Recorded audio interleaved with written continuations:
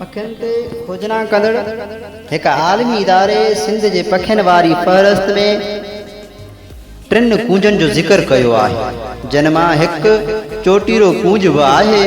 वाज़े रहे त फ़हरिस्त में ॼाणायल 3 कूंजूं सियारे वारे ॾींहंनि में लॾपलाण करे सिंध पहुचंदियूं आहिनि। कूंज खे दुनिया जे केतिरनि ई समाजनि जियां सिंध में भी खूबसूरती, वफ़ादारी ऐं विछोड़े जी अलामत तौर ॾिठो वेंदो आहे।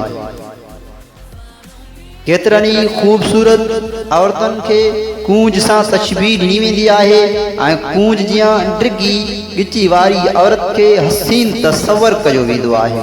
अहिड़े नमूने सॼी हयाती पंहिंजे साथी सां साथ निभाइण ऐं खूबसूरत नाच करे बि कूंज के घणो पसंद कबो आहे। चोटीरो कूंज के अंग्रेजी में डेमोसेल क्रेन, उर्दू में दोशीदा कूंज में साइंसी बोली में ग्रस वर्गो सजो वेंदो आहे। सदस्य वास्तो कूंजन जे खानदान ग्रुआइडिया फैमिली सां आहे। चोटीरो कूंज दुनिया जे नंढे में नंढी कूंज आहे ऐं ही ॾिसण में आम कूंज जहिड़ी लॻंदी आहे, पर उन खां जिसामत में कुछ नंढी थींदी आहे। चोटीरो कूंज जा नर माद हिक जहिड़ा थींदा आहिनि।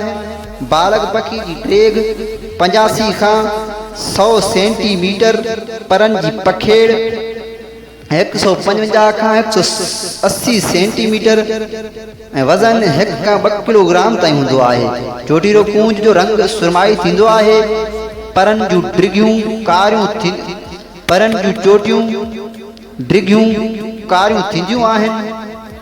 मुंडी, कंध ऐं गिची जो रंग पिणु कारो हूंदो अथसि। गिची वारा खंभ सीने ताईं लड़कियल हूंदा अथसि, जंहिं करे ॾाढी ख़ूबसूरत लॻंदी आहे। क्यारी वॾा अछनि खंभनि जी चुग बि वाह जो ठांती अथसि। नंढी ऐं सिधी सुरमाई चोंभ जी चोटी, ॻाढ़सिरी अखियूं, नारंगी ॻाढ़ियूं ऐं टंगूं ऐं पेर कारड़ा हूंदा अथसि। आङरियूं नंढियूं हुजण करे ही ॾाढो तेज़ डोड़े सघंदी आहे। चोटीरो कूंज विच एशिया, मंगोलिया ऐं ॾखण ओभर यूरोप जो पखी आहे। सियारे में उतां जी शदीद थधि खां बचण लाइ ही उत्तर ओभर अफ्रीका, नंढे खंड, बर्मा ऐं चीन में अची पनाह वठंदी आहे। अगस्त महीने में ही भारत तरफ़ां लॾपलाण कंदे खैबर पख्तूनख्वा ऐं पंजाब सूबनि मथां गुज़रंदी आहे। थोरो अरसो उते क़याम पिणु कंदी आहे। चोटीरो कूंज उॾाम वक़्तु 2 कूंजनि जियां पंहिंजो मथो ऐं टंगूं सिधियूं रखंदी आहे। हिन जी लॾपलाण शानदार हुजण सां गॾु ॾाढी ॾुखी पिणु हूंदी आहे। वॾनि वगरनि ते मुश्तमिल इहा लॾपलाण 16 खां 26,000 फुटनि जी बुलंदीअ तां गुज़रंदी आहे। उन दौरान दुनिया जे ऊचनि तरीन जाबल सिलसिले हिमालया खे बि पार कयो वेंदो आहे।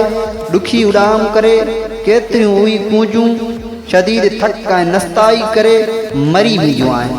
घणनि खे वरी सुहरी उकाब शिकार करे छॾींदा आहिनि। अहिड़नि ख़तरनाक मौत मार मरहलनि खां पोइ जॾहिं हिते पहुचंदियूं आहिनि त बेशुमार बंदूकूं संदसि ओसियड़े में हूंदियूं आहिनि। वाज़े रहे त पखियुनि सां ख़राब वर्ताव जे हवाले सां पाकिस्तान जो आलमी सतह ते को चङो तारफ़ न जुड़ी सघियो आहे।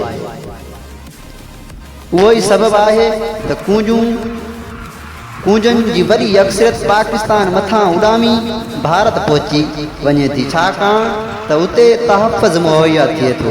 ख़ासि तौर राजस्थान जा माण्हू त अनाज जी भरियल बोरियुनि समेत संदन गरम जोशी ऐं पाबो सां आदर भाव कंदा आहिनि।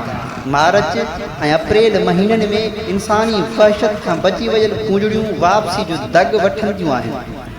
चोटीरो कूंज पंहिंजी नस्ली वाध लाइ कंहिं गाह वारे ऐं ख़ुश्क जॻह जी चूंड कंदी आहे, जेको ई असल में हिन जो आखिरो हूंदो आहे। आननि खे मुखालिफ़ ऐं दुश्मन जी नज़र खां ओझल रखण लाइ कीमोफ्लेज तौर आखिरे भरिसां सन्हियूं पथरियूं ऐं गाह रखंदी आहे त जीअं उहे माहौल सां हिकु जहिड़ाई या मुताबिक़त रखी सघनि। मादी 2 आना लाहींदी आहे जिन मथां नर माद वारे वटीअ सां 27 खां 29 ॾींहंनि ताईं आरो पचाईंदा आहिनि। बच्चा आननि मां फुटण खां पोइ थोरनि ई ॾींहंनि में माउ पीउ जो पीछो कंदा आहिनि ऐं 55 खां 65 ॾींहं में उॾाम लाइक़ु थी वेंदा आहिनि। वॾी जिसामत वारे पखी जे बचनि जी उॾाम लाइ उहे घटि ॾींहं तसवर कया वेंदा आहिनि।